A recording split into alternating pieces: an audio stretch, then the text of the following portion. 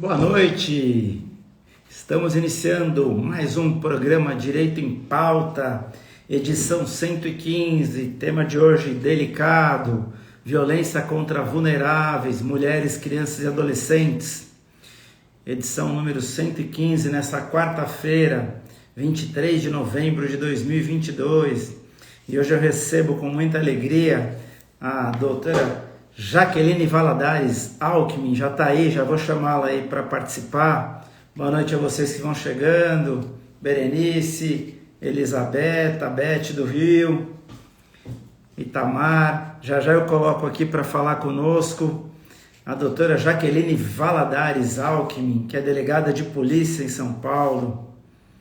Pati Morello, Marcelo, boa noite. Já vou aqui convidar a doutora Jaqueline para participar conosco. É uma alegria recebê-los, é uma alegria receber vocês que nos acompanham aqui. Eduardo Dianella, boa noite. Marcelo, a todos vocês. O tema de hoje é um tema delicado, mas é um tema que precisa ser falado, que precisa ser debatido para que a gente consiga evoluir enquanto sociedade. É o tema da violência contra vulneráveis, tanto contra mulheres, crianças e adolescentes. Os números no Brasil são alarmantes, assustadores. A violência na pandemia cresceu demais. E a doutora Jaqueline é delegada de polícia, é especialista nesse assunto. Eu já vou enviar o convite para ela participar conosco. Já recebê-la aqui. Enviei o convite, já ela entra conosco. Denise, todos vocês que nos acompanham. Estamos aqui recebendo. Tudo bem, doutora Jaqueline? Olá, tudo ótimo. Obrigada pelo convite. Imagina, eu que agradeço a gentileza de ter aceito o convite.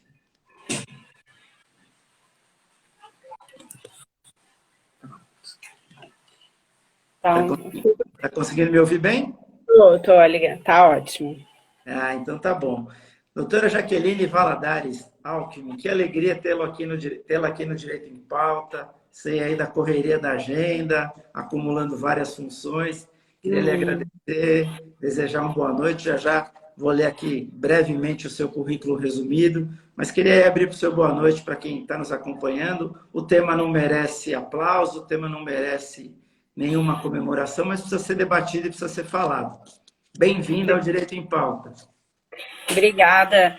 É sempre muito importante que a gente possa abordar esses temas e tentar levar de uma forma leve, né, como uma conversa, para que fique mais acessível, para que todas as pessoas possam entender a importância do tema, a importância do combate à violência contra vulneráveis, em especial mulheres, crianças e adolescentes. Então, acho que vai ser um tempinho muito proveitoso para a gente poder conversar sobre esse assunto. Com certeza. Gente, a doutora Jaqueline é delegada de polícia em São Paulo, é presidente eleita do Sindicato dos Delegados de Polícia de São Paulo para o triênio agora de 2022 a 2025, formada pela Universidade Federal do Rio de Janeiro, é especialista em direito penal, processual penal e inteligência policial, coordenadora e coautora em diversas obras jurídicas voltadas tanto para a atuação prática na área penal, processual penal, quanto específica para concursos públicos, professor em cursos preparatórios de pós-graduação e palestrante.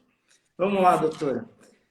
Vamos começar o nosso bate-papo. Boa noite para todos que estão nos acompanhando. Vocês já sabem que a gente faz ao vivo e depois distribui a gravação do programa. Então, com bastante alegria, ressaltando a delicadeza do tema, que eu começo aqui o nosso bate-papo com a doutora Jaqueline. Muito bem-vinda. Doutora, vamos começar a falar por que as taxas são tão alarmantes no Brasil? Por que essa coisa não para de crescer? Por mais que a polícia esteja firme, a gente sabe da sua atuação à frente desse tema e de tantas outras delegadas e delegados e tanta gente envolvida no combate à violência. Por que as taxas são tão grandes no Brasil? Eu costumo fazer uma comparação que essa questão da violência contra a mulher, ela é só a ponta de um iceberg, né? Como eu costumo falar, é aquilo que está visível, que a gente consegue visualizar de uma forma clara, mas na verdade o problema da violência contra a mulher, e aí também contra crianças e adolescentes, né, que é outro grupo vulnerável, mas principalmente contra a mulher, é algo que está calcado ali, que é aquela parte submersa do iceberg, aquilo que a gente não vê, que é o reflexo do que está ali embaixo. Essa pontinha do iceberg, a violência contra a mulher, é o reflexo daquilo que está ali, que está submerso, que é uma sociedade ainda calcada em preceitos machistas, misóginos, em um preconceito ainda muito forte contra a mulher, uma sociedade ainda em que mulheres e homens que ocupam os mesmos cargos no mercado de trabalho não têm direito aos mesmos salários, em que as mulheres ainda são preteridas no mercado de trabalho por conta da possibilidade de se tornarem mães. Enfim, a gente está inserido ainda em uma sociedade muito machista, não dá para negar isso. E apesar de já termos tido uma evolução muito grande, inclusive eu acredito até que o aumento desses números, por incrível que pareça, seja um reflexo dessa evolução. Isso, por que eu digo isso? Porque de uns tempos para cá fala-se muito, debate-se muito mais sobre o tema da violência contra a mulher. E quanto mais se fala, é natural que os números aumentem. Porque a gente começa a contabilizar essa violência. Antes não se falava, não se tinha registros, então eu não tinha números. Quanto mais a gente fala, é natural que os números aumentem. Então é muito comum que às vezes um determinado tema ganhe um destaque na mídia, então teve um caso de repercussão envolvendo uma situação de importunação sexual. Então naquela semana é muito comum que as delegacias comecem a fervilhar casos de importunação sexual. Por quê? Porque começa-se a falar muito, as pessoas tomam consciência daquele tema e começam a fazer os registros. Então, de certa forma, sob certo aspecto, o aumento estatístico, ele pode ser visto de uma forma positiva nesse sentido, de que vem se falando muito, então, consequentemente, as mulheres estão tendo consciência da importância do registro e vêm procurar. Porque era muito comum antigamente, ainda acontece hoje, que muitas mulheres associem a violência doméstica a necessariamente uma agressão física. Então, poucas dessas mulheres associam a uma violência moral, uma violência psicológica, uma violência patrimonial, até violência sexual. Obrigar a companheira a manter relações sexuais, inclusive mediante o emprego de violência física, era algo naturalizado na nossa sociedade, né? Entendia-se que havia esse dever como obrigação, né? Entendi que havia esse dever conjugal e a gente está falando de coisas que aconteciam há pouquíssimo tempo atrás. Então, até hoje, muitas mulheres têm uma certa dificuldade em entender que a temática da violência doméstica, ela vai muito além de uma violência física consistente em um tapa, em um soco, vai muito além disso. Por isso a importância do tema e por isso, quanto mais a gente fala, mais os números aumentam. É verdade, e acho que esse é um dos nossos objetivos, é tratar do tema até para encorajar as pessoas que estão assistindo, que vão ter acesso ao vídeo, a denunciar e a realmente procurar ajuda, né? A gente vai falar um pouco disso, da rede de apoio, para que encorajem as pessoas, para que esse nosso bate-papo surta efeitos também. Sim. Como delegada, os instrumentos que são colocados aí à sua disposição, eles são suficientes, são eficazes, ou a gente acaba enxugando o gelo? Os instrumentos, a lei hoje ela é uma lei muito boa. A Lei Maria da Penha, que é a lei que na essência a gente utiliza, né, para o combate à violência contra a mulher, ela é uma lei muito eficaz, que tem um resultado muito positivo, principalmente em relação às medidas protetivas. Né? Estatísticas comprovam que a maior parte, e eu digo maior parte aqui, mais de 90%, das vítimas de feminicídio, que é o homicídio praticado contra a mulher por razões da condição do sexo feminino, a maior parte dos casos de feminicídio consumado tem como vítimas mulheres que nunca procuraram o sistema de justiça, nunca fizeram um boletim de ocorrência ou não tinham uma medida protetiva deferida em seu favor.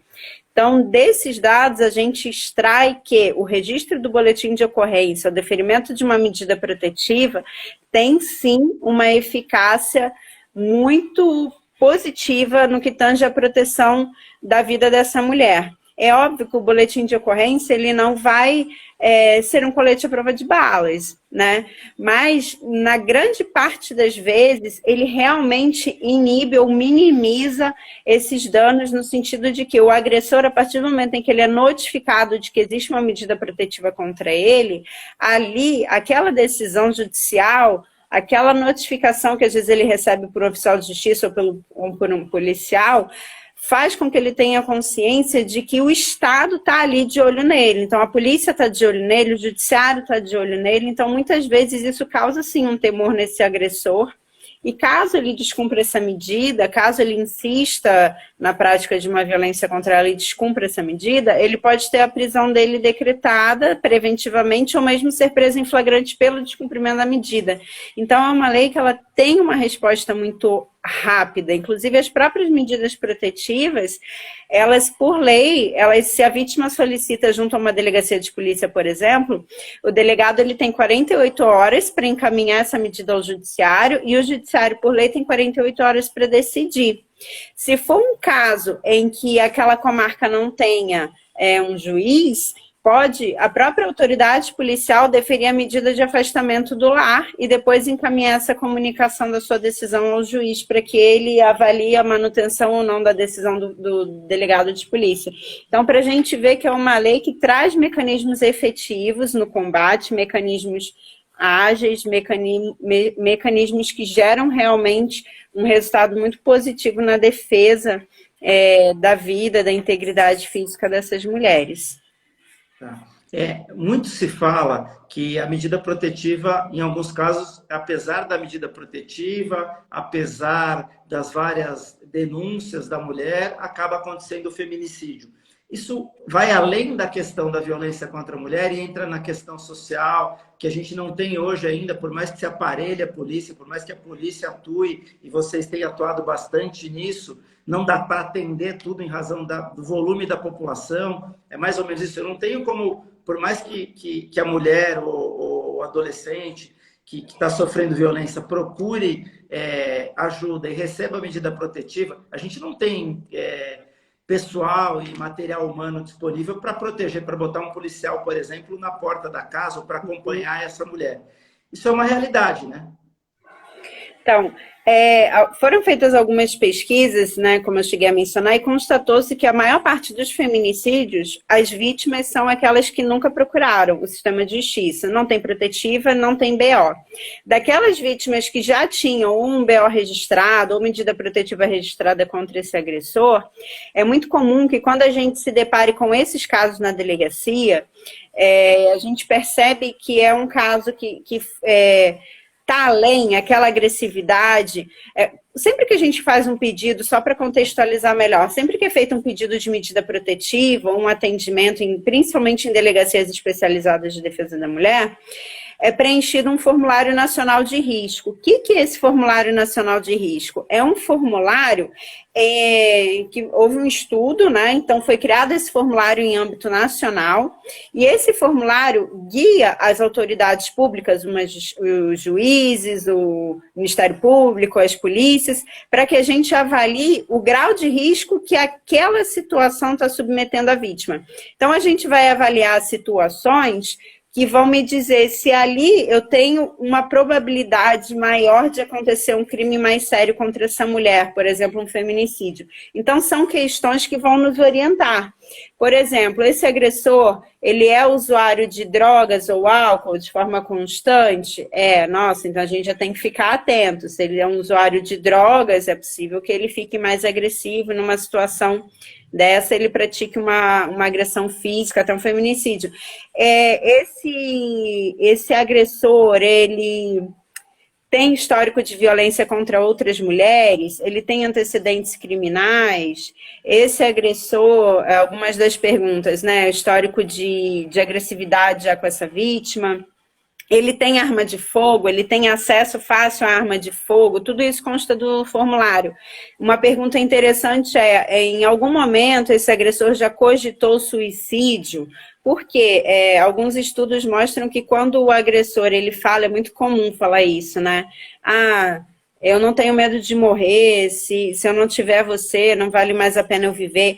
Esse tipo de coisa mostra também um certo perigo, porque se o agressor não tem mais preocupação com a própria vida, se ele cogita de se matar, por que ele não mataria outro, entende? Então é uma pergunta, por exemplo, que está nesse formulário de risco e que a gente tem que ligar a anteninha quando a vítima fala, não, é muito comum mesmo ele falar que se eu largar ele vai se matar. Porque, infelizmente, em casos assim, a gente já viu várias tragédias assim na televisão, o agressor mata a vítima e comete suicídio em sequência, ou tenta, né? Às vezes ele acaba sobrevivendo, mas é comum acontecer esse tipo de coisa. Então, esse formulário nacional de risco, ele traz perguntas como essa, para saber o histórico de abusividade de drogas e álcool, histórico de agressividade, histórico criminal, históricos psicológicos desse agressor. Então, tudo isso é avaliado nesse formulário nacional de risco. Então, se eu me deparo com uma situação dessa na delegacia, esse formulário vai ser preenchido, eu vou encaminhar para o judiciário, vou encaminhar para o Ministério Público, e aí toda aquela rede vai ter conhecimento de qual que é o grau de perigo a que essa vítima está submetida. Se for detectado que ali é uma periculosidade diferenciada, que a possibilidade talvez daquela agressão, aquela ameaça de morte ou daquela agressão ser agravada, ela pode ser inserida em programas de acompanhamento, como é o Guardião Maria da Penha, em que, como você citou, a gente infelizmente não vai poder colocar, não tem estrutura, não tem um número de policiais suficiente para a gente colocar um policial em cada casa cuidando dessa vítima, não tem como. Mas a gente insere ela em programas, como por exemplo o Guardião Maria da Penha, em que ela vai ter a medida protetiva dela deferida e frequentemente vão rondas na casa dela fazer esse acompanhamento para ver se as medidas vêm sendo observadas. Um outro ponto interessante é que em São Paulo, por exemplo, a gente também já tem o botão do pânico. Então, muitas vítimas que recebem medidas protetivas e que verifica-se a possibilidade aí dessa agressão ser agravada, um caso diferenciado, a vítima também recebe, ela pode se cadastrar e ter esse botão do pânico que ela vai acionar, e essa ocorrência dela, quando der entrada na Polícia Militar, vai ter uma preferência no atendimento, porque é uma situação diferenciada em que há um risco mais concreto ali de que algo aconteça. Então, existem mecanismos muito eficientes, principalmente no estado de São Paulo. Inclusive, o nosso estado hoje é o estado do país mais seguro para mulheres. O nosso índice hoje de criminalidade contra a mulher, apesar de termos números muito altos ainda que precisam melhorar, é o estado do país mais seguro para as mulheres. É o lugar em que a gente tem uma efetividade muito grande no combate à violência contra as mulheres. E apesar da Polícia Civil do Estado de São Paulo hoje ter um déficit de mais de 16 mil policiais, né, que vão fazer muita falta no enfrentamento do combate a essa violência contra as mulheres, ainda assim a gente consegue fazer um trabalho muito efetivo, tendo hoje no estado 139 delegacias de defesa da mulher. Só para se ter uma ideia, o país inteiro tem pouco mais de... Nós temos hoje em São Paulo 36% da rede das delegacias de defesa da mulher do país estão em São Paulo. Então a gente tem uma malha, uma estrutura muito boa aqui, apesar do grande déficit de funcionários que a gente tem. Interessante. Bom, então a gente pode deixar, até complementando e não deixando dúvida com relação à minha pergunta, a gente pode deixar claro o seguinte, pela sua experiência e vindo um relato de dentro da polícia. A mulher que está sofrendo, ou vulnerável que está sofrendo violência, os números dizem que se ela realmente denunciar e procurar a polícia e conseguir medida protetiva, a chance de ela sofrer um feminicídio fica muito reduzida, para ficar claro que tem que denunciar, né? Sim. Tá. E me fala uma coisa, a gente consegue mapear para saber quem são os principais, a gente está falando de mulheres, crianças e adolescentes, de vulneráveis. A polícia consegue mapear para a gente ter dimensão de quem é a principal vítima? Sim, todos esses dados, eles são mapeáveis, porque hoje em dia o boletim de ocorrência, ele é um documento muito completo, e nesse BO a gente vai conseguir mapear e identificar várias questões, como onde está essa vítima, o endereço, onde os fatos acontecem. A gente, por exemplo, sabe que a maior parte dos casos de violência doméstica acontecem dentro de casa, não só os casos de violência doméstica. os crimes sexuais, via de regra, e aí eu incluo crianças e adolescentes, independente do sexo, meninas e meninos, vítimas de crimes sexuais, a maior parte dos abusadores foi mapeada. E esses abusadores, via de regra, são homens familiares próximos dessas vítimas. Então, pais, falando do abuso sexual especificamente aqui, tá?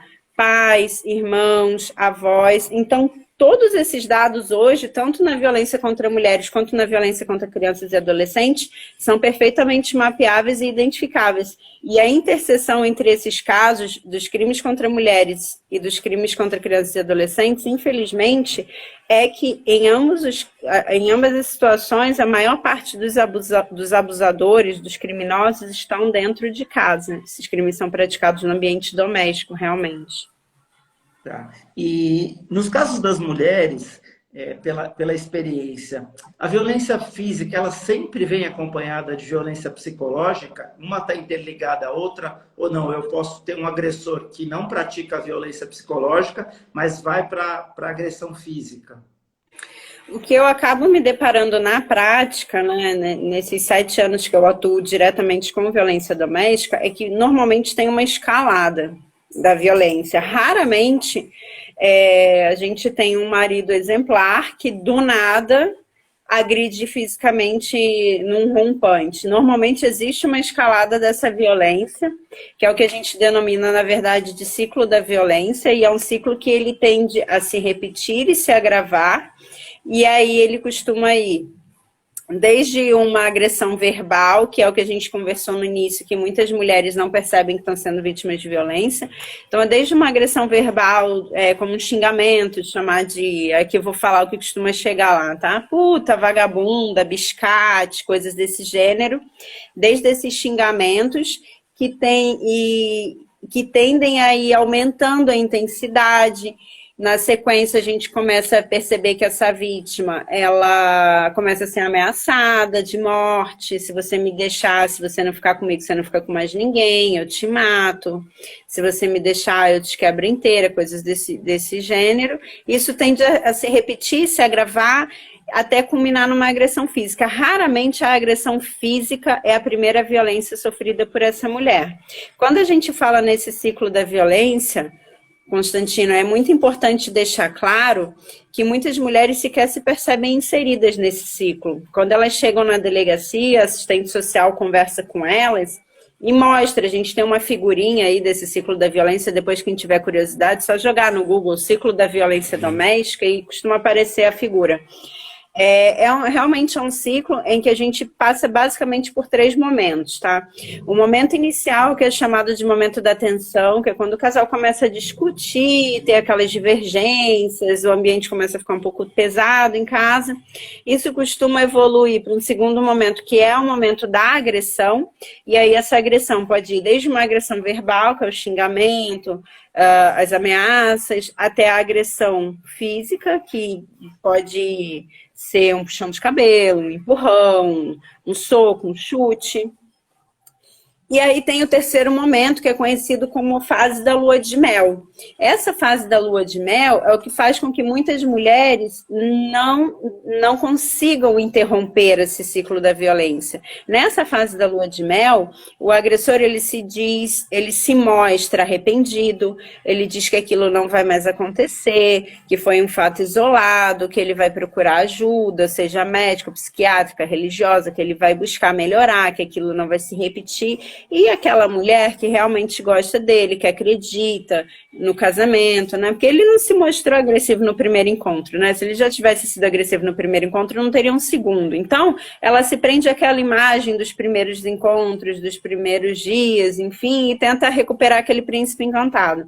Então, essa mulher acaba acreditando nessa redenção e se mantém naquele relacionamento.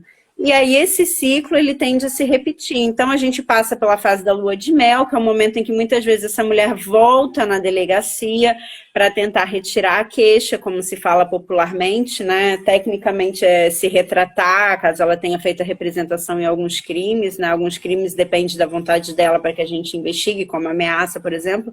Então é muito comum que nessa fase da lua de mel ela procure a delegacia para retirar a queixa, como se fala popularmente, ou é um momento em que ela procura a delegacia para dizer que, olha, eu não quero tocar esse inquérito para frente, eu não vou apresentar a qualificação da testemunha que eu disse que existe, o vídeo também que eu disse que existe eu também não vou mais trazer, eu perdi, levaram meu celular. Então é um momento que a vítima mesmo vai começar a criar obstáculos para que aquela persecução penal seja exitosa. E aí esse ciclo ele tende a se agravar. E o problema é que quando esse ciclo ele se repete, ele se agrava, infelizmente ele pode culminar no feminicídio. Então, que antes começou como um xingamento, como um empurrão, puxão de cabelo, pode se agravando para uma agressão física, como um soco, um chute, uma facada, e infelizmente culminar num feminicídio.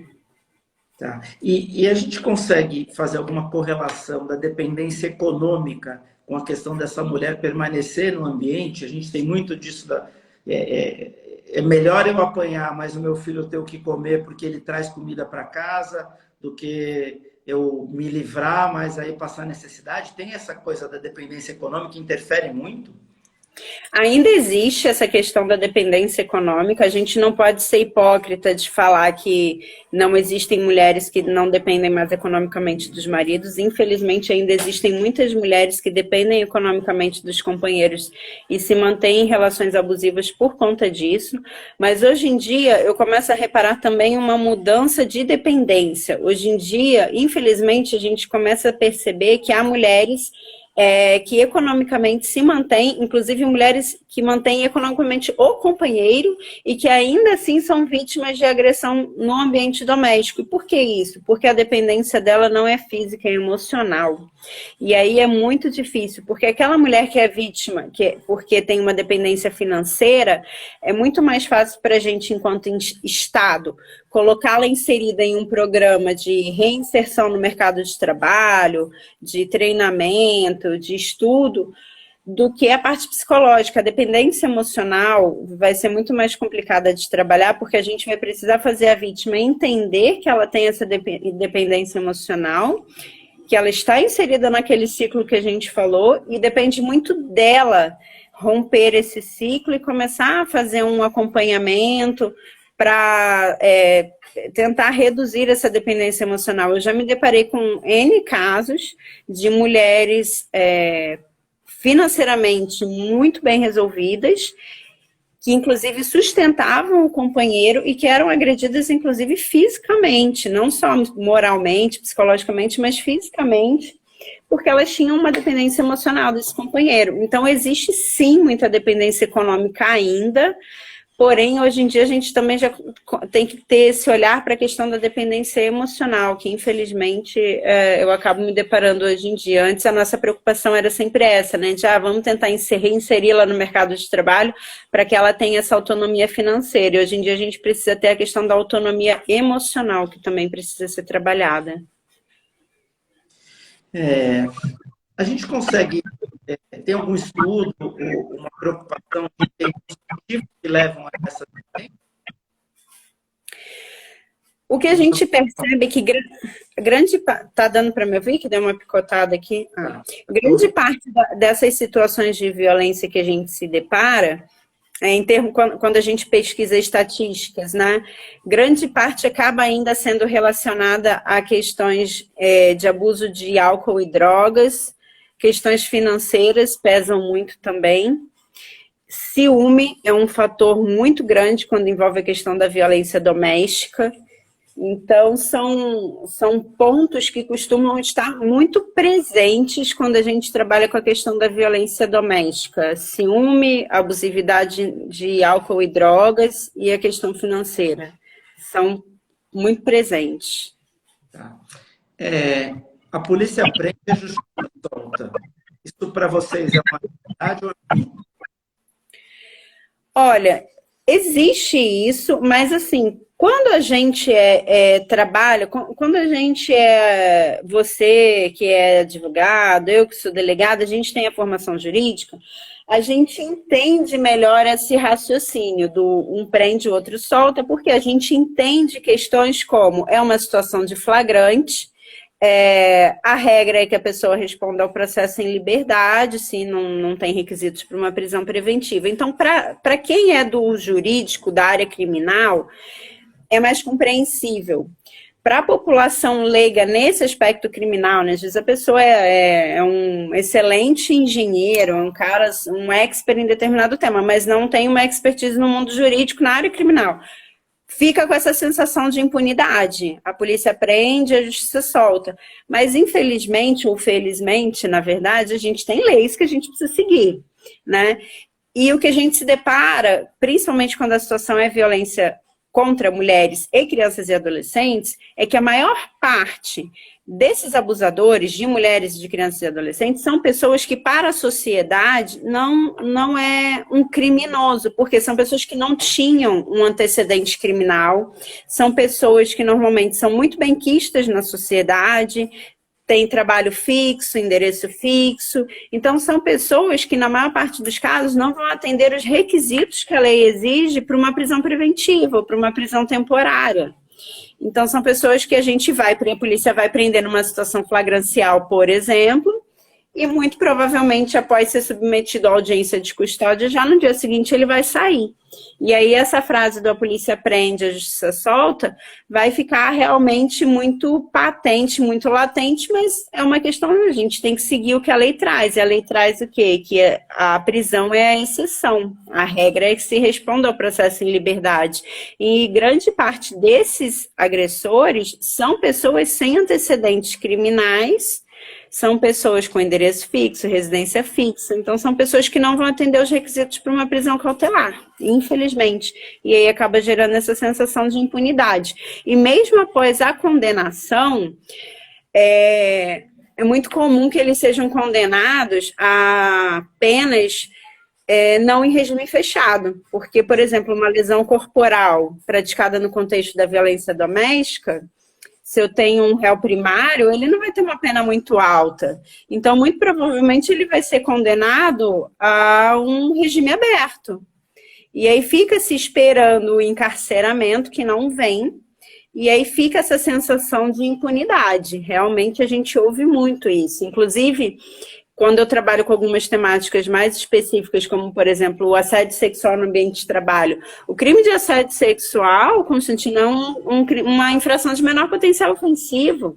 Então, assim, a vítima, ela percorre todo um caminho extremamente doloroso para fazer uma denúncia de que ela vem sendo assediada pelo superior hierárquico dela no ambiente de trabalho, se expõe no ambiente de trabalho, muitas vezes ela perde aquela ascensão profissional que ela pretendia, é convidada né, a ir trabalhar em outro local, enfim, ela passa por uma peregrinação para, ao final, aquilo ir parar num juizado especial criminal, porque é uma infração de menor potencial ofensivo. E aí aquele assediador, ele vai fazer o quê? Vai pagar uma cesta básica, né, vai receber a proposta de uma transação penal. Então fica mesmo essa sensação de impunidade. Infelizmente, as mulheres elas sentem isso. Mas endurecer as penas nesse caso seria um fator que ajudaria na redução da violência? Sem deixar de lado, acho que a gente tem que fazer um comparativo, por mais difícil e doloroso que seja, a gente não está aqui para tomar partido, mas para tentar trazer luz para essa questão. Por mais doloroso que seja, a gente tem um sistema prisional hoje falido. Uhum. E eu não sei até que ponto também o endurecimento das penas ajudaria o trabalho de vocês enquanto polícia a reduzir a violência. Eu acredito que a gente tenha que a polícia e o encarceramento não vão ser a solução final de todos esses problemas. Quando a gente trabalha com a questão principalmente da violência doméstica, contra mulheres ou crianças, enfim, mas a questão da violência doméstica, a gente não se depara, na maior parte das vezes, com criminosos de extensa ficha criminal, são pessoas que na maior parte das vezes estão indo parar no sistema criminal pela primeira vez, que são trabalhadores, pessoas que não são, digamos assim, de todo mal, sabe?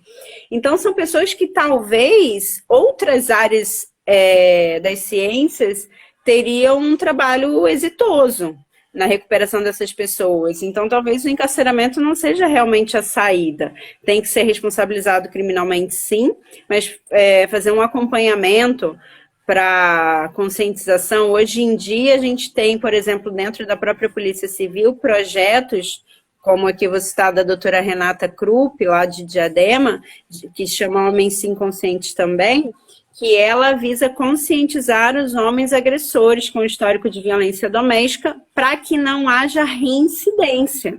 Então, você pega pessoas não criminosos de extensa ficha criminal, pessoas que praticaram um crime de violência doméstica, que tem uma possibilidade real de recuperação, para que ele não pratique aquela conduta com outras mulheres, porque infelizmente é muito comum que às vezes aquela vítima X que foi procurar a delegacia consiga romper o seu ciclo de violência, mas que daqui a um tempo a gente receba uma nova denúncia envolvendo o mesmo agressor com outra vítima, que ele terminou o relacionamento com a vítima A, mas aquele padrão de comportamento dele vai se repetir com a vítima B. Inclusive, a gente às vezes até recebe o agressor já com uma nova companheira, e essa nova companheira é uma testemunha no inquérito da companheira anterior, sabe? Tentando defender o companheiro atual dela. Então, isso é muito comum.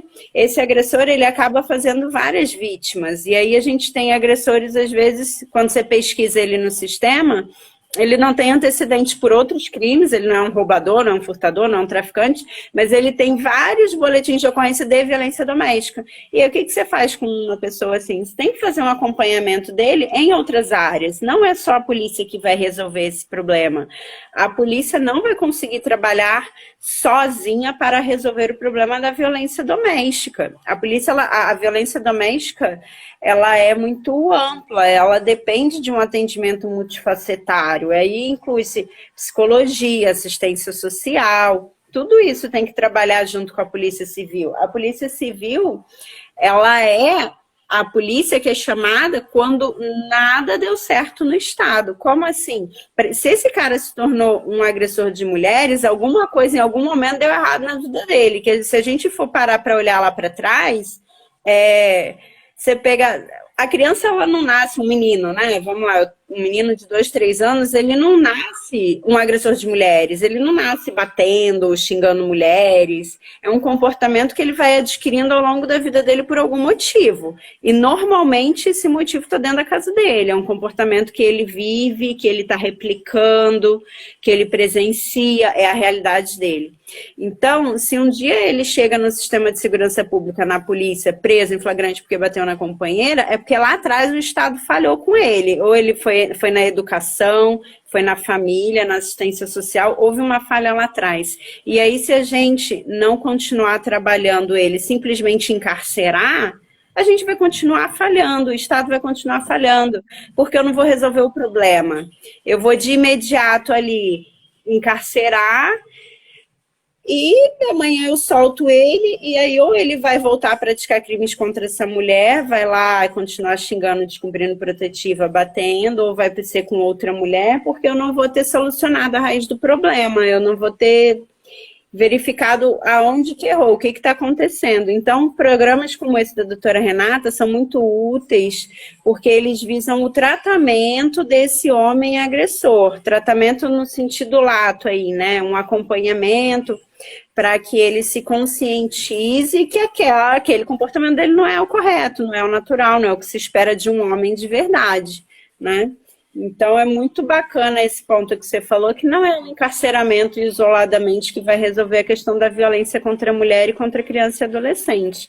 É um trabalho estrutural, aí a gente precisa trabalhar desde a educação infantil lá atrás, para que nós formemos homens realmente conscientes. A Salvatore está dizendo que o cara acha que agredir uma mulher é um crime pequeno e menos grave do que roubar. Talvez essa da impunidade. Muito se fala das casas de apoio. O Estado tem uma rede de apoio, principalmente em São Paulo, tem uma rede de apoio para dar subsídios para vocês direcionar essas vítimas de violência. Como é que está essa questão no Estado de São Paulo? A gente tem suporte, rede de apoio para ajudar nesse trabalho brilhante que vocês fazem na polícia? O Estado tem essa rede de atendimento, a gente tem esse atendimento multidisciplinar. É óbvio que poderia ser maior, sempre pode ser melhor, maior, mas existe uma rede de apoio tanto do Estado quanto de organizações privadas que atuam. Então, se eu tenho uma vítima, por exemplo, que ela precisa ser encaminhada para um abrigo, porque ela está numa situação de risco iminente, e até que a protetiva dela seja analisada, que esse agressor seja retirado de casa, eu faço o que com essa vítima? Onde ela fica? Nós temos abrigos do Estado para acolher essa vítima, e temos também abrigos vinculados a projetos assistenciais particulares para acolher. Tem até um projeto muito bacana também que a gente está trabalhando atualmente, que é com a rede Acor de hotéis, que quando a gente se depara com uma vítima que não seja uma situação assim de iminente risco de vida, mas que ela precise de um abrigamento, essa rede de hotéis disponibiliza quartos para que a gente encaminhe essa vítima e os seus filhos para que eles fiquem abrigados enquanto houver uma necessidade ali, por exemplo, de aguardar uma medida protetiva. Então, assim, tem uma rede muito bacana, tem muitos parceiros. Por exemplo, essa questão dos hotéis, eu não vou botar lá uma vítima que tem um risco iminente de morte, porque o hotel não vai ter uma segurança ali na porta para cuidar dessa vítima em específico. Mas às vezes é só uma vítima que precisa aguardar em um local um pouco mais seguro, longe de casa, até que a protetiva dela seja deferida, ou até que um familiar venha acompanhá-la para viajar e se mudar para outro estado. Então a gente consegue, às vezes, não encaminhar ela para um abrigo público, que é um local que talvez ela se sinta um pouco mais isolada, enfim, e encaminhar para essa rede de hotel, que dá esse suporte também. Então, existem projetos muito bacanas que hoje são trabalhados em parceria, por exemplo, com a Polícia Civil. A Polícia Civil ela tem uma rede hoje de apoio que é muito bacana para o encaminhamento dessas vítimas no pós-registro da ocorrência. Que legal, né? Pô, aplausos para hotéis que têm sensibilidade. De uma maneira prática, para quem está assistindo ou vai nos assistir, está sentindo a questão da estar vulnerável, adolescente ou uma mulher, o que ela deve fazer se ela está de violência? De maneira prática, assim, pode levar para ela desse nosso bate-papo para Então, é muito importante que faça o registro da ocorrência. Hoje em dia, a Polícia Civil do Estado de São Paulo ela tem uma rede muito ampla para esse registro, né? Como eu cheguei a mencionar, nós temos hoje já 139 delegacias de defesa da mulher. Tem as delegacias distritais, que são aquelas de bairro, né, que todo mundo conhece, elas também podem fazer esse tipo de registro. E foi implementado durante a pandemia, de forma mais efetiva, no que tange ao aspecto da violência doméstica, a delegacia eletrônica. Então, a delegacia eletrônica, ela passou a fazer registros, inclusive de violência doméstica, com pedido de medida protetiva. Então, a vítima sequer hoje precisa sair de casa para fazer o registro da ocorrência. Ela pode simplesmente, da casa dela, do celular ou do notebook dela, do computador, enfim, fazer um boletim de ocorrência na delegacia, pelo site da Polícia Civil, na delegacia eletrônica, e inclusive solicitar medidas protetivas de urgência, retirada do agressor do lar, proibição de contato, de afastamento, tudo isso sem sair de casa. Obviamente, em determinado momento, esse BO vai chegar na delegacia, ela vai ser intimada para ir na delegacia, mas aquele momento inicial, aquele socorro inicial, o registro, a protetiva, tudo isso ela já pode fazer, inclusive, de casa. Então, é muito importante que a vítima faça o registro da ocorrência. Porque a gente já falou aqui, e eu reforço, infelizmente, a grande parte das vítimas de feminicídio são mulheres que não buscaram o apoio estatal, que não registraram ocorrência, que não pediram medidas protetivas. Isso mostra, contrário senso, que vidas são salvas, sim, com o registro da ocorrência e a solicitação das medidas protetivas pela Polícia Civil. É bom ter esse caminho. Entrando num tema um pouco mais delicado, foge até um pouco, acho que direto do tema, mas acho importante a gente falar, que é a questão do estupro de vulneráveis que resulta em gravidez. Isso se torna bandeira política, isso se torna discussão ideológica, se torna discussão religiosa, mas de prático, assim, para vocês que acompanham muito isso de perto. A gente tem rede de apoio de verdade, funcionam, a permissibilidade do aborto legal, essas coisas funcionam, a gente tem muita resistência ainda, mesmo com esses mecanismos. Então, em São Paulo, capital, por exemplo, né, que é onde eu atuo há 10 anos, essa questão do aborto legal é muito tranquila. Tranquila no sentido de a vítima não passa pelo sofrimento, pela peregrinação que às vezes a gente vê na televisão, infelizmente, algumas pessoas passarem. A gente viu casos recentes de uma menina, né, uma criança, que precisou entrar na justiça para fazer o aborto legal, enfim. Então, só para deixar claro aqui o funcionamento hoje, o nosso Código Penal, ele não permite o aborto é crime. Porém, o próprio código, ele excetua duas situações, que é quando aquela gravidez gera um risco para a própria gestante, um risco de vida para a própria gestante, ou quando é decorrente de um estupro, né, que é o aborto sentimental. Então, sempre que uma mulher ela é vítima de um estupro, mulher aqui leia-se menina, né, ou mulher, vítima de um estupro, e isso gera uma gravidez, é possível legalmente o aborto, a realização desse aborto, pelo próprio Sistema Único de Saúde, enfim. Em São Paulo, capital, nesses 10 anos que eu trabalho aqui, nunca me deparei com uma vítima que tivesse tido esse direito obstaculizado. Como que funciona isso aqui em São Paulo? Elas vão na delegacia, fazem o boletim de ocorrência, noticiando o crime sexual. Ah, fui vítima de estupro no dia tal, descobri que estou grávida. A gente faz o registro da ocorrência, a polícia vai apurar o estupro. Finalizado esse registro, a gente encaminha essa mulher para a perícia sexológica. Essa perícia, a gente já tem parcerias com hospitais de referência de atendimento à mulher, então essa perícia, ela é feita dentro de um hospital de referência e finalizada a parte pericial, ela é encaminhada para a parte médica. Finalizada assim, se ela não tiver um problema médico que necessite de atendimento urgente, o trâmite normal é a perícia e depois ela vai ser encaminhada para essa parte médica, psicológica, psicossocial.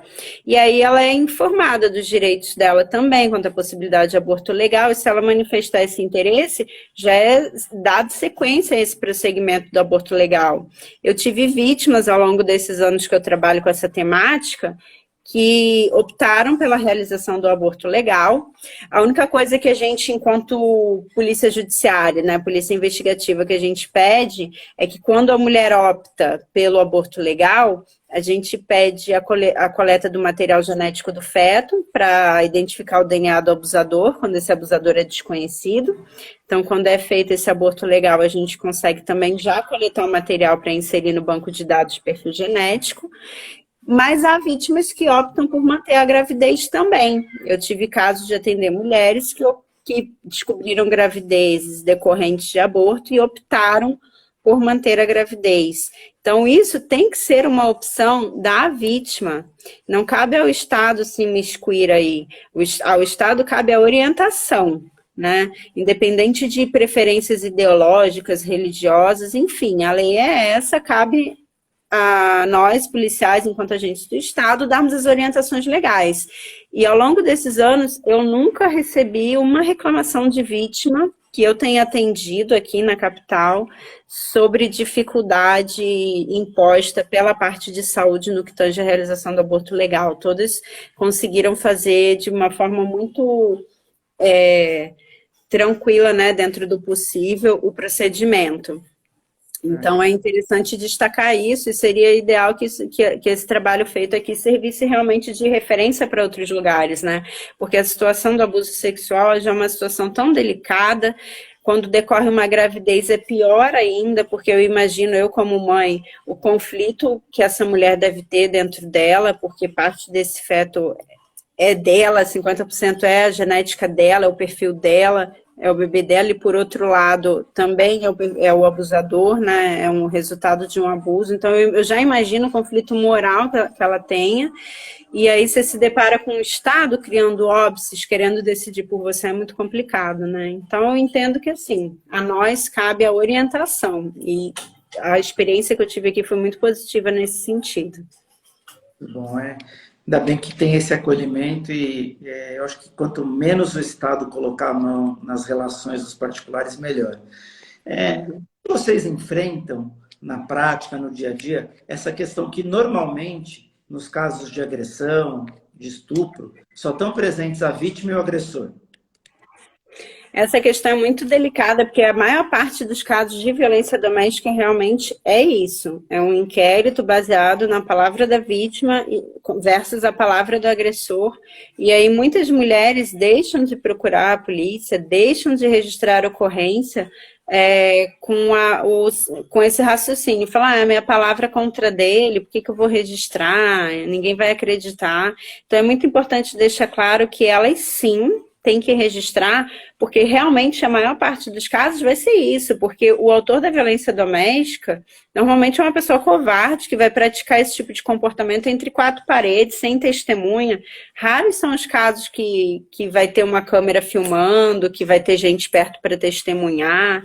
Na maior parte dos casos, isso vai ser praticado dentro do ambiente doméstico, quando estiverem só os dois, ou quando os filhos estiverem presentes, porque infelizmente as crianças são a maior parte das testemunhas nesses casos, né? Mas a gente orienta que o registro seja feito, que a vítima não tenha medo dessa dicotomia da palavra dela contra a palavra dele, porque a jurisprudência na decisão dos tribunais é muito firme no sentido de que a palavra da vítima, principalmente nos crimes de violência doméstica e crimes sexuais, tem um peso diferenciado. E, obviamente, a Polícia Civil, que é a polícia investigativa, a polícia judiciária, ela vai trabalhar com a finalidade de corroborar também a palavra daquela vítima por outros meios. Então, assim, estavam apenas os dois dentro de casa? Estavam. Mas, normalmente, a gente vai conseguir juntar outras circunstâncias que vão corroborar aquela palavra dela. Então, normalmente, já tem um histórico de agressividade verbal, às vezes ele já mandou mensagens ameaçadoras, mensagens injuriosas, a gente junta esses prints, essas mensagens. Às vezes foi uma agressão física que deixou marcas, então ela vai ser submetida a um exame de corpo de delito, e aí o perito vai dizer, olha, realmente essas marcas coadunam com a narrativa dela, ela está falando que ele deu um soco nela, e de fato ela está com lesões na face, enfim. Toda essa narrativa, ela vai poder ser corroborada pela vítima de N maneiras. Falar, doutora, mas não foi uma agressão física, ou foi uma agressão, mas eu não tenho mais marca aparente. Normalmente a gente ouve também as pessoas que são chamadas de testemunhas indiretas. Quem são as testemunhas indiretas? São aquelas pessoas que não presenciaram o que aconteceu, mas que de certa forma sabem o que aconteceu, porque a própria vítima contou. Então, às vezes, uma amiga para quem ela ligou, pediu ajuda, a amiga para onde ela fugiu, chegou machucada na casa da amiga, a amiga com quem ela desabafava, ou o parente que viu machucado, testemunhas indiretas, aquelas pessoas que não presenciaram, não estavam no momento, mas que sabem da rotina do casal, sabem do que acontece. Então, já ouvi muitos casos, falando assim, olha, eu nunca vi ele agredindo, mas realmente ele era meio controlador, ela não podia falar com ninguém, não podia sair sem falar com ele costumava aparecer no trabalho dela sem avisar, ela ficava constrangida. Então, a gente consegue mostrar por outros meios que ele tinha esse comportamento controlador, esse comportamento abusivo. Então, não é única e simplesmente a palavra dela contra dele. A gente tem todo esse cenário que cerca a situação da violência doméstica, que isso tudo é muito importante nesse contexto e vai instruir esse inquérito policial, sim. Legal, já fica mais uma dica então para quem nos assiste ou vai assistir, que assim, se você tiver esse medo, mas ninguém vai provar porque eu estava sozinho, ninguém viu, procure sim a polícia, porque como a doutora colocou de uma maneira muito bem, existem mecanismos e a polícia vai fazer um trabalho de proteção e de tentar fazer essa prova e, como muito bem dito, já tem decisão dos tribunais, a jurisprudência que protege esse tipo de prova. Então, não deixe de denunciar e de procurar ajuda pelo fato de ninguém ter presenciado. Já fica um outro... Recentemente, eu trabalhei num caso que mostra bem essa situação. A vítima não tinha testemunhas presenciais da agressão. Inclusive, o caso dela, na verdade, não era uma agressão física, era uma situação de stalking, de perseguição, né? Então, não tem provas materiais disso. E aí, a gente ouviu testemunhas, e o relato da testemunha é interessante da gente trazer, porque a vítima estava numa festa, ela teve um relacionamento, ambos eram médicos, né? Ela teve um relacionamento com o médico que trabalhava com ela, terminou o relacionamento, enfim, mas ele não estava aceitando bem esse término. E aí eles estavam numa confraternização dos médicos desse hospital, e ela falou que o tempo inteiro durante a festa ele ficava encarando ela, assim, enfim. Aí, as testemunhas que estavam na festa vieram com essa narrativa quando elas foram ouvidas. Falaram, olha, não sei, não convivia com eles, nem sabia que eles tinham um relacionamento, mas realmente me chamou a atenção que durante a festa ele ficava o tempo inteiro encarando ela de uma forma assim até meio constrangedora, né? Aquele olhar fixo o tempo inteiro. E aí uma das testemunhas falou para mim, inclusive na hora de ir embora, que eu fui me despedir da fulana, ela falou assim, ai, peraí que eu vou com você e com seu marido então, que eu não quero descer sozinha. E aí eles pegaram o elevador, no que entrou o casal mais a minha vítima no elevador, o assediador, o perseguidor, ele entrou também no elevador. E aí a vítima começou a tremer de nervoso e entrelaçou o braço no braço da outra moça que estava no elevador, que ela nem tinha tanta intimidade assim.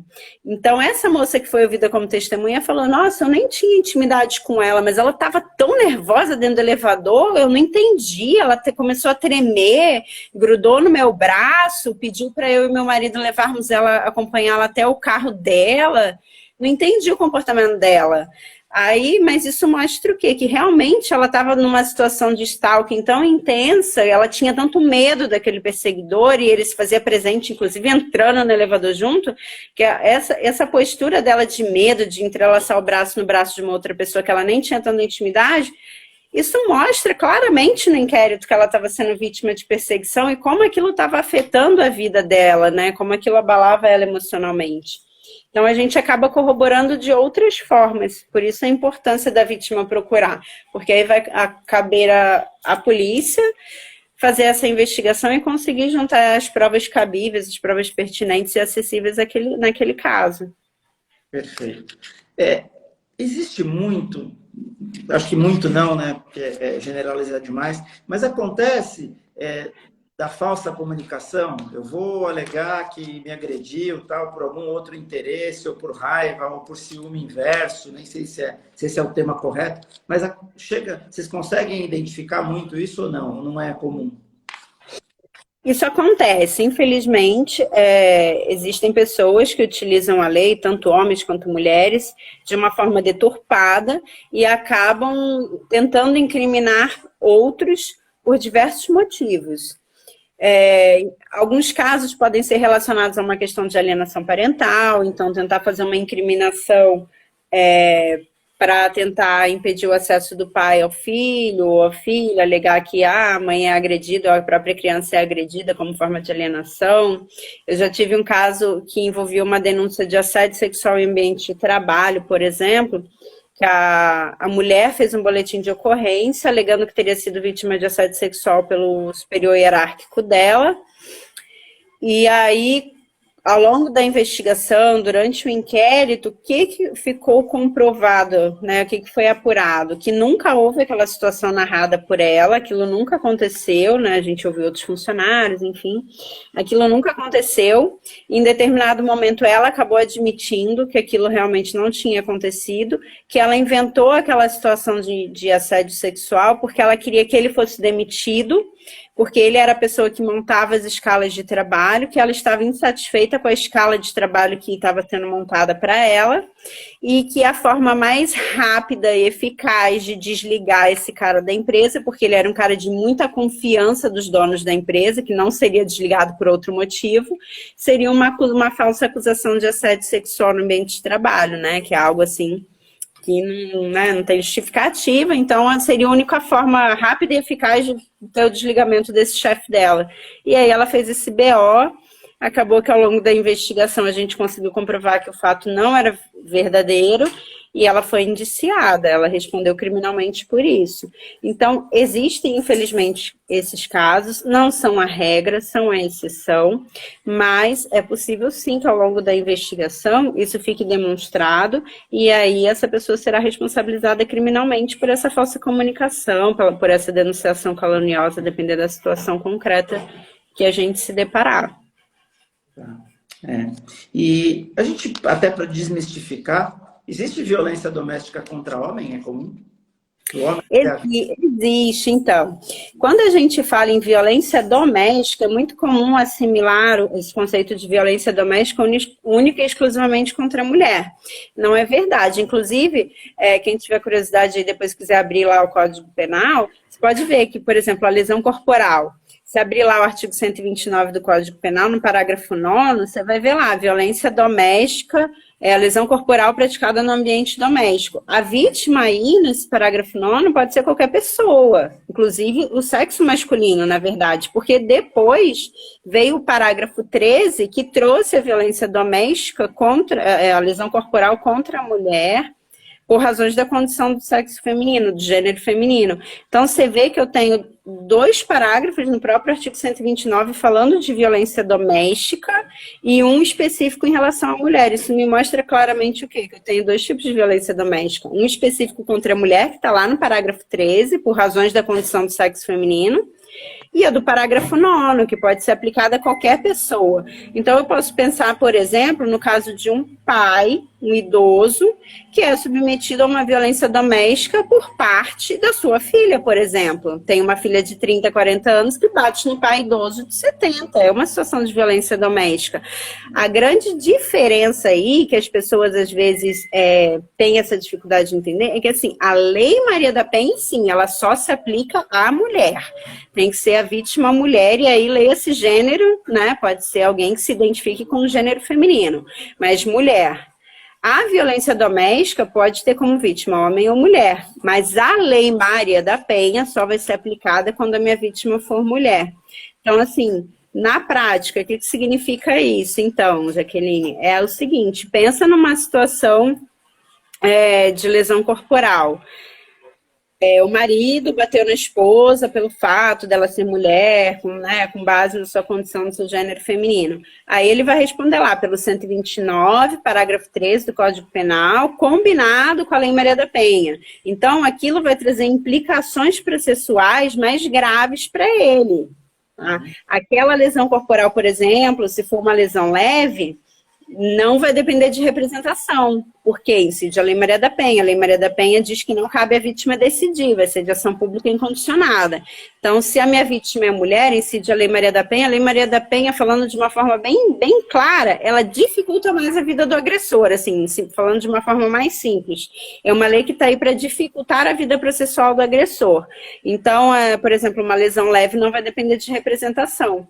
Se a minha vítima for um homem, da mesma lesão corporal, aí já não vai ser o parágrafo 13, vai ser, eu incido, por exemplo, o parágrafo 9º, não incide Lei Maria da Penha, e aí o agressor pode ter benefícios, então pode, por exemplo, depender de representação, ele vai ter aquele prazo para dizer se quer ou não que o autor seja, a autora, por exemplo, seja processada criminalmente, pode ir para um juizado especial, criminal, coisa que a Lei Maria da Penha não vai permitir, vai para uma vara de violência doméstica. Então, a diferença na prática, homem também pode ser vítima de violência doméstica. Não é tão comum, porque, como a gente falou no início do nosso encontro, a nossa sociedade ainda é uma sociedade machista, calcada em preceitos misóginos, então, infelizmente, a maior parte da vítima de violência doméstica ainda é a mulher. Mas naquelas situações em que há, sim, um homem vítima de violência doméstica, é possível a responsabilização criminal do agressor ou da agressora, porém não com a incidência da Lei Maria da Penha. Acho que é basicamente essa a diferença assim, que a gente tem que ter na cabeça. A Lei Maria da Penha realmente é só para mulher. É para tentar diminuir aquela discrepância histórica que a gente disse que existe entre homens e mulheres. A ideia da Lei Maria da Penha é essa, diminuir essa desigualdade histórica que existe. Mas a violência, infelizmente, pode sim acometer mulheres e homens. Perfeito. Preciso fazer uma pergunta aqui que a Adriana Durso me mandou e eu estava esquecendo de fazer. Ela pediu para lhe parabenizar e também para fazer uma pergunta. Se a criação de novas delegacias ajudaria, de certa forma, a combater a violência? Adriana, ajuda, sabe? Porque existem dados estatísticos, se eu não me engano, foi uma pesquisa do IBGE, que fez um levantamento e constatou que nas cidades onde existem delegacias especializadas de defesa da mulher, há uma redução do número de feminicídios em até 13%. Então, o simples fato de você ter uma delegacia ali para esse atendimento, já por si só reduz o número de feminicídios, que é o ápice da violência contra a mulher. Então, é muito importante, sim. Então, quando se fala da questão das delegacias de polícia, de fato, não adianta a gente só abrir delegacia. né, como até presidente do sindicato eleita, eu não posso deixar de aproveitar a oportunidade para falar disso. Não adianta realmente a gente só abrir delegacias. A gente hoje em São Paulo já tem 139 delegacias de defesa da mulher, é uma rede muito boa, mas a gente precisa equipar essas delegacias, equipar com funcionários, equipar com equipamentos, dar uma estrutura boa nessas delegacias, para que essas vítimas também estejam num ambiente acolhedor. Grande parte das vítimas que vão à Delegacia de Defesa da Mulher, elas entram nessas delegacias com os seus filhos, então não pode ser uma delegacia fria, que não tenha um espaço para uma criança poder brincar, porque muitas vezes elas vão passar horas ali, 1 hora, 2 horas, né, aguardando aquele atendimento, porque infelizmente, como tem pouco funcionário, como a gente tem esse déficit de 16 mil policiais civis no estado de São Paulo, infelizmente o plantão vai estar cheio e ela vai acabar ficando 1, 2, 3 horas aguardando atendimento naquela delegacia. E nesse tempo, ela precisa pelo menos estar num ambiente propício para esse atendimento, propício para receber essas crianças. A maior parte das nossas vítimas vai para a delegacia com criança junto. Então, a gente precisa pensar nisso. Todas essas delegacias precisam ter um espaço para essas crianças ficarem, né? Uma sala mais reservada para a vítima falar. Então, assim, é muito importante a criação dessas delegacias. Elas reduzem, sim, o crime mais grave, que é o feminicídio. Existem dados estatísticos que comprovam isso, mas não adianta a gente só colocar um prédio lá com uma placa e dizer que ali a gente tem uma delegacia da mulher. É preciso dar condições efetivas de trabalho para que esses policiais não só registrem a ocorrência, mas deem sequência naquele atendimento. Então não basta só eu fazer o BO, eu tenho ainda depois daquilo um inquérito policial para ser tocado. E esse inquérito demanda um delegado, um escrivão, uma equipe de investigadores que vai para a rua, fazer levantamento de câmeras, intimar autor, buscar testemunha. Então, a gente precisa pensar na porta de entrada, sim, que é o registro da ocorrência, que a gente teve essa facilitação com a delegacia eletrônica, mas é preciso pensar também no pós-atendimento. Eu preciso dar uma resposta efetiva com um inquérito policial, né? Então, eu preciso ter um inquérito policial célere, porque também não adianta eu ter um inquérito que vai demorar 2, 3 anos para acabar, porque você perde aquela questão da efetividade. A efetividade tem uma relação muito direta com a imediatidade. A vítima precisa sentir aquela resposta imediata, porque se daqui a 2, 3 anos, para ela já passou o time, ela já reestruturou a vida, ela nem quer saber mais disso, né? Então, eu acho que também o combate à violência doméstica, ele também tem essa importância, não só de criar a delegacia, mas de pensar no pós. Não só fazer o BO, mas também de conferir estrutura para que essas delegacias tenham condições de fazer uma investigação eficiente e célere, para que a gente dê uma resposta efetiva para essa vítima e cesse esse ciclo da violência, não só com ela, mas com outras vítimas. Porque se esse agressor ele for responsabilizado quanto antes, ainda que com um regime aberto, como a gente mencionou agora há pouco, mas é uma responsabilização criminal, ele vai pensar 2 vezes antes de fazer isso com outra vítima, ou com a mesma vítima, né? Então, mas se essa responsabilização demorar 3, 4 anos, né? Então, nesse período, muita coisa pode acontecer. Então, é muito importante, sim, a criação das delegacias, mas é preciso a gente não só criar, mas dar efetividade nas investigações por meio de funcionários e estrutura. Perfeito. Infelizmente, a gente já passou, quando o papo tá bom e esclarecedor, como foi dito ao longo do nosso bate-papo, com tanta clareza, com tanto conhecimento, a gente nem vê o tempo passar. Eu, infelizmente de verdade, sinto mesmo, vou ter que encerrar pelo nosso compromisso, sei aí do seu horário. Vou já deixar o convite para o ano que vem a gente falar de novo desse tema, queria lhe convidar.